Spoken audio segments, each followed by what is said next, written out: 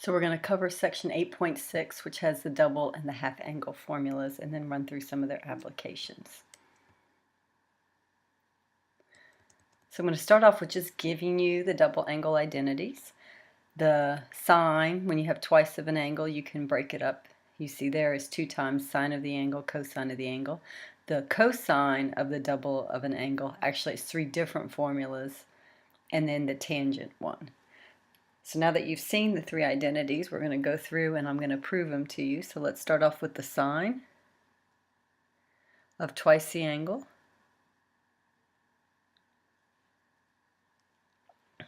I can think of that as the sine of theta plus theta, and now I can use the sum identity for the sine. So it's sine theta cosine theta plus cosine theta sine theta. And if you notice, these are like terms, and you've got 2 of them. So that's the formula for the double angle for the sine, which is what this proof actually said. You break up the angle, and then you apply the sum identity, and then you combine the terms. So I'm going to do the same thing for the cosine. So if I had cosine of 2x, I would break that up as cosine x plus x, and then I'm going to use the sum again. So it's going to be cosine x minus sine x sine x, and then you end up, well, that's just cosine squared x minus sine squared x. So that's the first proof. If you remember that one, you can derive the other ones. So I'm going to move the slide.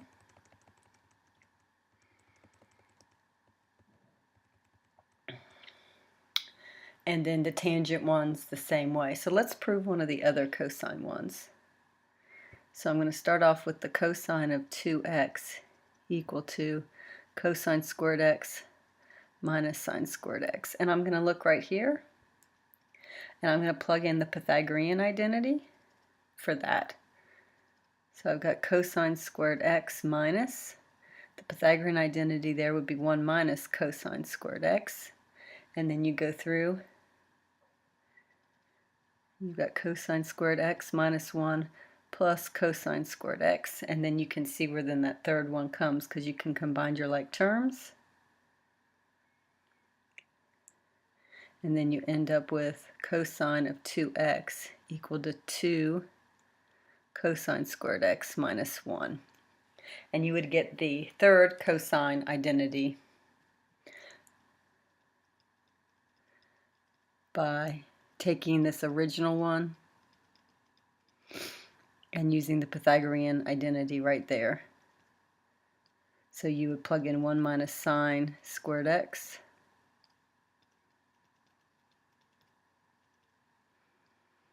and then you get 1 minus 2 sine squared x. So there are 3 for the cosine. It's a double angle, and depending on what you're doing, you can wisely pick one of the 3 to go through. Then you can see the tangent one and how it pulled off on that one. So I'm going to clear the board. I'm going to go to the next slide. So here's some examples.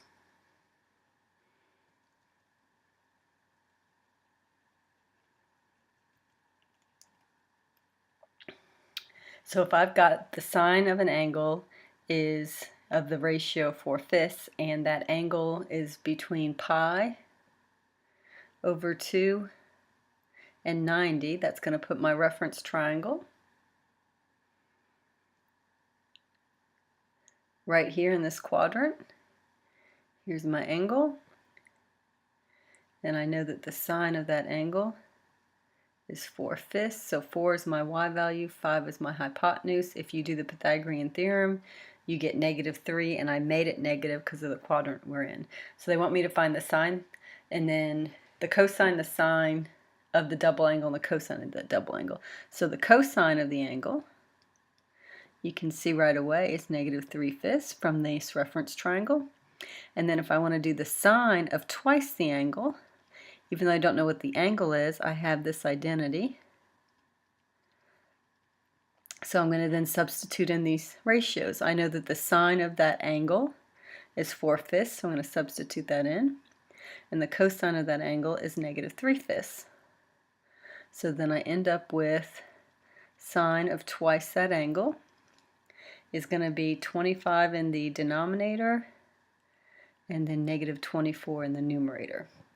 So I can compute the double angle of the sine function. They want me to do the same thing for the cosine. So let me see if I can get some room here.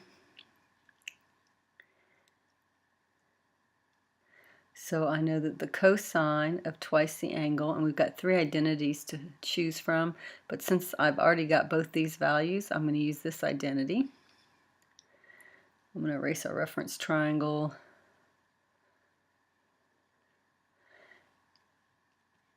And then I'm going to plug in the ratios for the sine and the cosine. So the cosine we said was -3/5.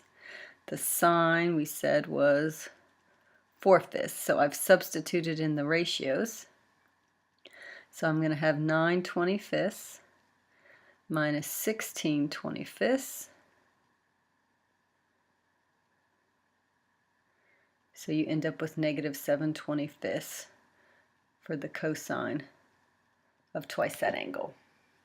Now the next example, they want me to actually reduce. So I've got sine of 4 times an angle, and they want me to reduce the angle so that I just have thetas now. And this is like an algebra manipulation on practice. So let me clear up some board space, and we'll work through this one.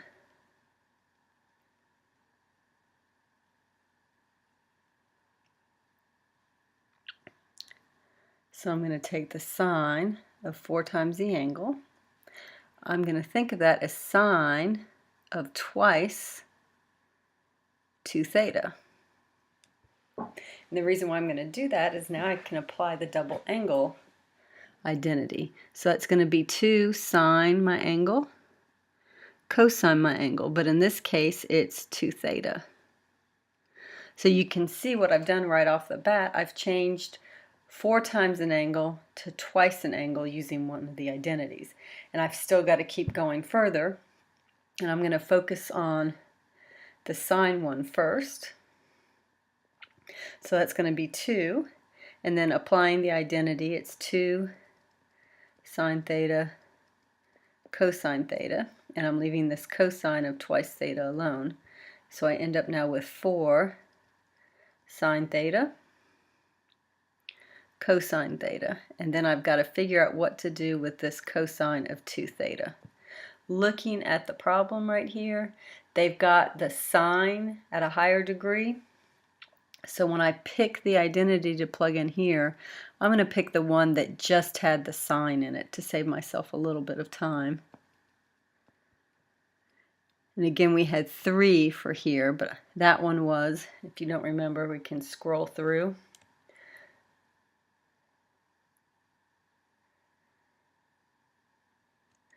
And it's this one right here. So I've got 3 to pick from. That's the one I'm going to put in. I'm going to put in the 1 minus 2 sine squared x.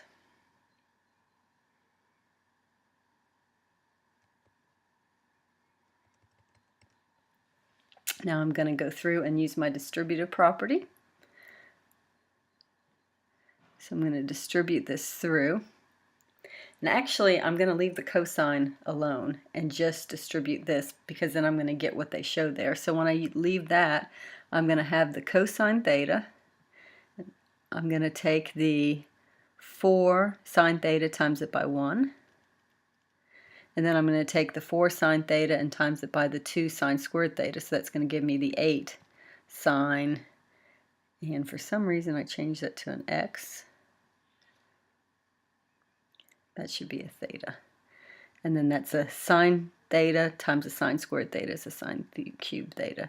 So I've now done that reduction. So I'm going to end the video, part 1, right here, and I'll start the next one in a second.